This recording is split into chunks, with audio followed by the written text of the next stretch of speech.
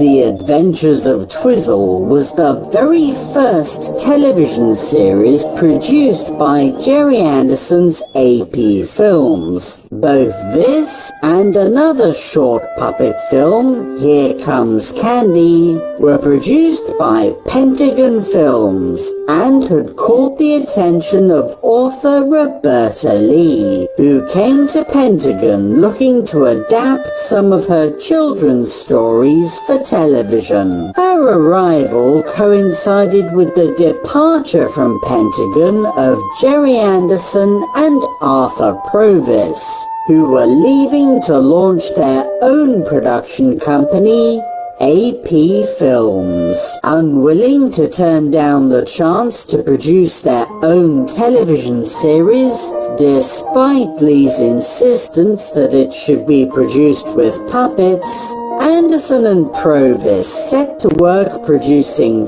52 15-minute episodes of Twizzle.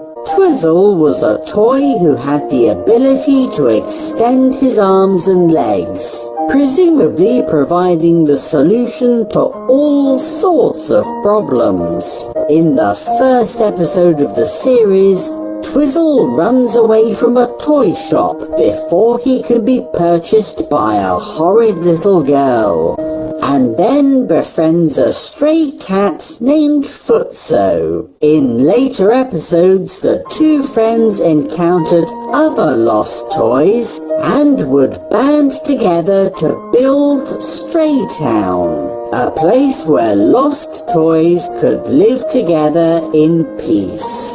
The series was the first Anderson production to be produced at Islet Park, a Victorian mansion that was adapted to serve the needs of a television studio.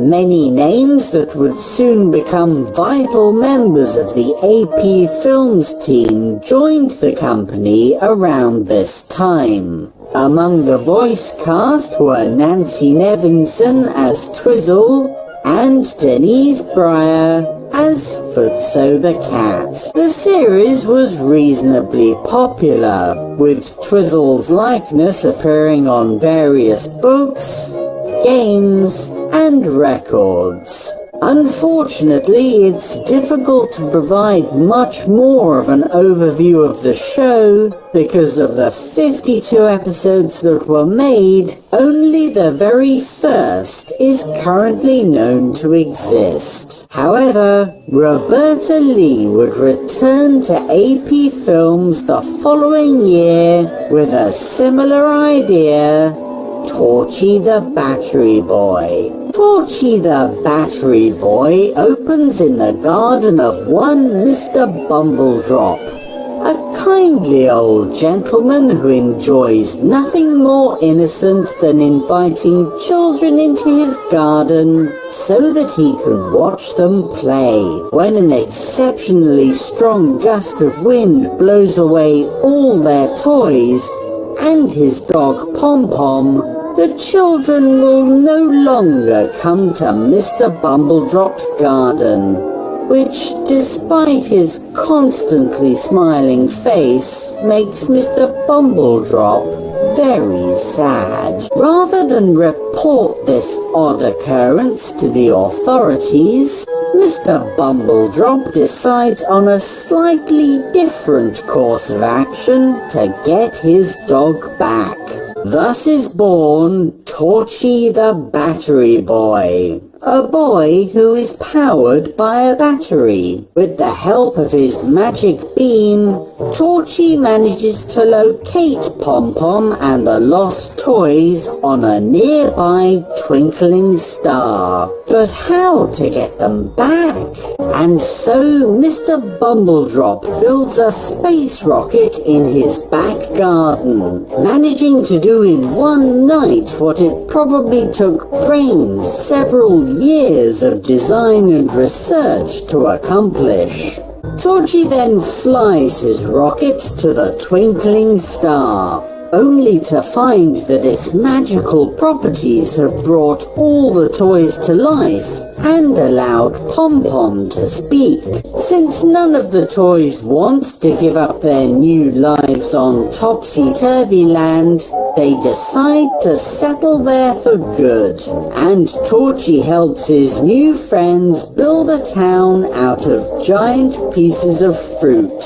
Among these friends are Flopsy the Ragdoll, Pillywig the Clown, Squish the Spaceman, and many other delightful characters. Torchy the Battery Boy followed in the same whimsical fairy tale style as Twizzle, and in comparing the first episode of Torchy to the first episode of Twizzle, we can see just how much the latter show must have evolved over the course of its run.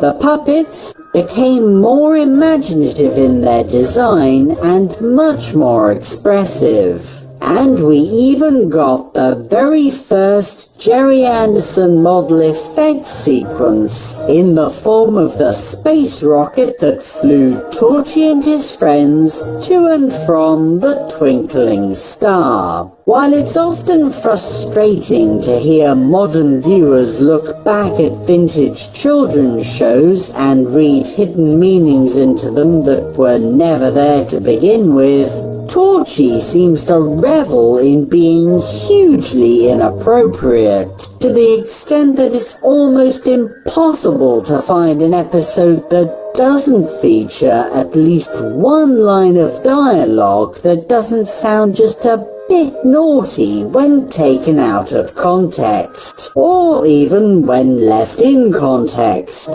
Torchy himself is often to be found abducted children from Earth so that they can be taught a lesson by the toys on Topsy-Turvy Land. Torchy the Battery Boy would continue in a second series of 26 more episodes, but without the involvement of Jerry Anderson and AP Films. The two puppet television series produced for Roberta Leigh by AP Films may seem extremely crude today, but nevertheless were the seed from which the beautiful tree of Thunderbirds, Captain Scarlet and Stingray would soon grow. Both Twizzle and Torchy were imaginative and magical to young minds of the late 1950s.